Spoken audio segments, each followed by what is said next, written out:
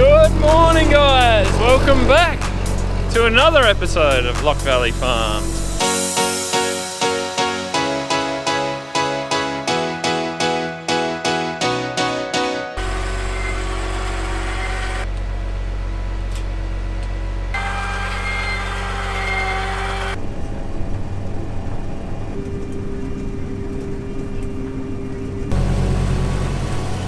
Alrighty guys, so what we're doing this morning is a little bit of summer spraying. This paddock in particular here is not too bad. We've just got a bit of potato weed up the top here that we're just trying to fry off. But we've got a paddock next door that's got quite the inundation of weeds. That one hasn't been cropped for a long time and it's going to go to wheat next year. So we've got to get in there, take care of the summer weeds because they're just sucking up moisture, nutrients, and then it's also going to make it hard for us to come back through with the seeder. It's kind of the same with this potato weed. This got spray top this top section of the paddock really early, the bottom section not till later, but this was done early enough that the potato weed got started and it's a bit out of control. But it's not a particularly horrible weed, but it's just very sticky and woody when it dries out, and then when the seeder comes through it just makes it a bit of a challenge, or it can make it a bit of a challenge. So we're just going to try and get on top of it now, because we did have 8-9 millimeters of rain a day or two ago. It's been cloudy and overcast and a few spits of rain, so it's a good chance now. It freshens the plant up and it means that they're going to take up the chemical better. They're not stressed, they're not moisture stressed. It washes the dirt and the dust off the plant as well, so it's the very best time for us to come along and do this right now. So we'll make the most of it while we can. So back to it, and I have actually got a crowd out there. There's half a dozen kangaroos watching me.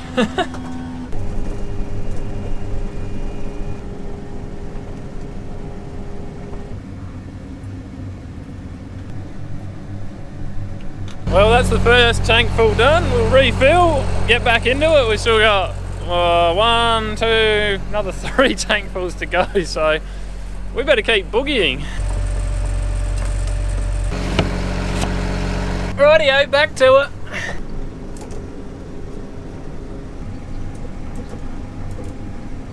And we're back at the refilling station. Let's do this again.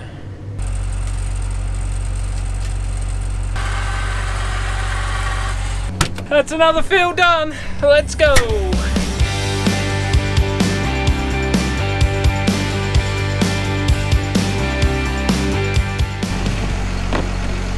Alright, last refill.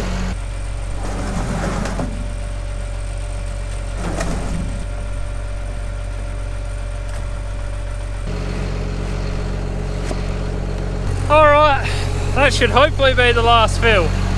Now, it takes you a while to get your rhythm back when you haven't been in the sprayer for a while, I can tell you that right now.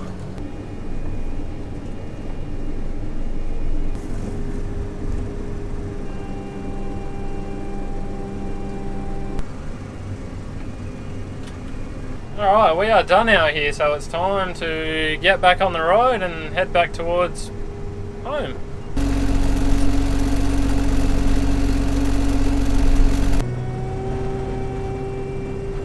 So, now that we're on our way back, I thought it might be time for a bit of real talk. Just, you know, what the next 12 months of farming looks like for our area, and, well, not just us, probably, you know, it's relevant to all farmers in a way, but we've been watching the channel. We've come off 3 of probably the best consecutive years that we've ever had, so we've been having a great run. It's been amazing. What a way for me to step back into farming full time. It's a bit of a dream, to be honest, but as all bad times come to an end on the farm, or like dry times, so do the wet times. So they're talking this year 60% chance of going into it straight from La Nina, which is a wet phase, to El Nino, which is a dry year. 60 odd % chance. It's look, the long-term forecasts they're not even worth the paper they're written on, really, but it's still a guide. There's trends that you can follow, and the climate drivers in it going into a certain phase. So, you know, we just got to be prepared for the worst, but hope for the best. Hopefully we can scrape together enough moisture this year in our area, and we can make a season out of it. But I just wanted to touch on like commodity prices, input prices, fuel, chemical fertilizers, all that sort of thing. I mean, if you've been filling your car up with fuel, you know that fuel's not doing anything too amazing.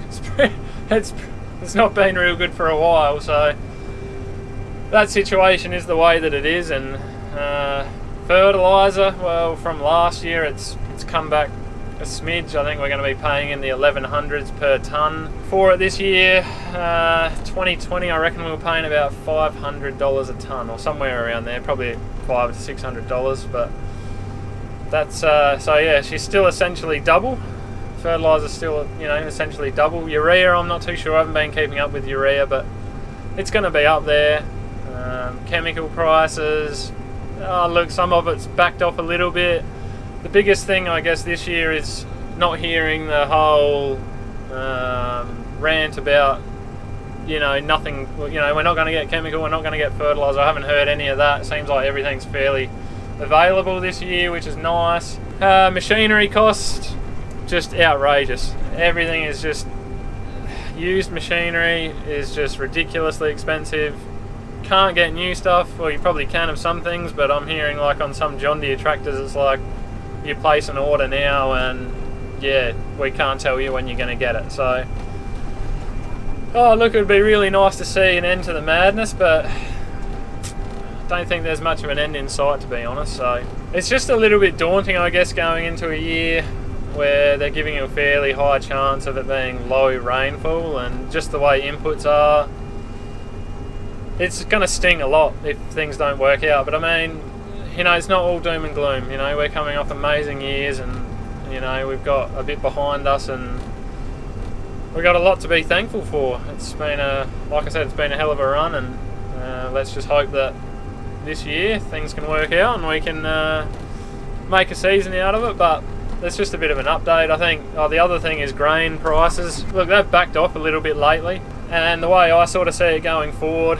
I think one of the bigger drivers, or a couple of the biggest drivers for grain prices, has obviously been Russia, Ukraine. The other big thing is, I know North America's been in fairly horrendous drought, certain areas of it, and look, as bad as it sounds, it's sort of helped us out down here, but I hope for their sake that, you know, things turn around, because it's tough having dry years. Farming's hard without moisture. So, but if they do come out of drought and they start to produce fairly decent crops again this year, I think, you know, more supply into the market's going to drive prices down. So yeah, grain marketing is one of those things that it's very, very hard to get right. It's a crystal ball job almost. It's just, yeah, you really got to be clued into what's going on all around the world to get a big picture of it, and I'm hopeless at it. But that's just a bit of an update. You know, I think if it's a bad year, margins are going to be pretty tight, but we just got to take every day, every week, every month as it comes, and we'll see how it pans out.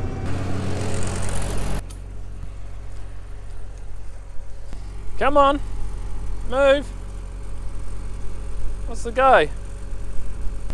That's better. Let's get this knocked off and go home for some lunch. It's going to be a very, very late lunch, I can tell you that. What's the time? Oh, it's already 1:40, my goodness. Well, I'll tell you what, we've been pretty lucky this year. We haven't had to do too much summer spraying, which has been really good. It's sort of a catch-22 because, well, moisture is nice, but all it does is grow a lot of summer weeds and then suck all the moisture out and the nutrients. So yeah, it's nice this year to not have to do quite so much. Alright, out of here. What's going on? I'm just eating. You eating? What are you eating? Well, I don't know about you guys, but I could have just stayed in the house for the rest of the day, but we are going on holidays for about 10 days at the start of February, just a couple of days away. So it's the 31st today, we're going on the 2nd, so I just got to try and get some things organised down around here, get some machinery here shuffled around, just try and get everything in the shed, and just some of this stuff kind of in its position for winter, because I just want it to go where it needs to go and not be moved, because the problem is now we just kind of got things everywhere, and then you want to get, I had to get the sprayer out, I had to move this and that, and so I just want to get this organised a bit, get that front back in the shed, move the header over, want to get the chaser bin off the tractor over there as well. that tractor's going to be up for sale, by the way, guys, the 8310T. So I've got to finish servicing that. I've got some new filters to throw on it, stuff like that, but I'm not going to do that today, but that's just something that I need to organise, get that advertised as well. So hopefully some new iron rocking up soon, but you guys will see that.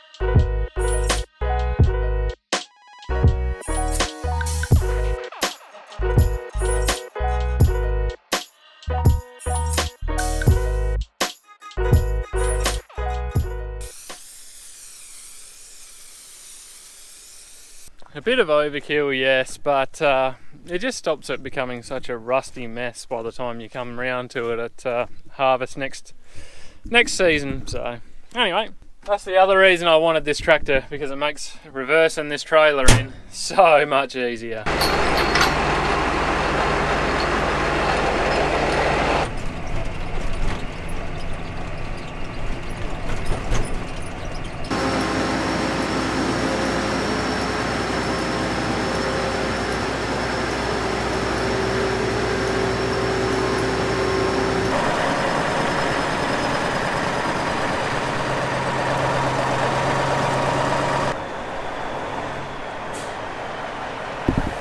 Rightio, that's a bit better. Feels good to have things arranged a little bit down here.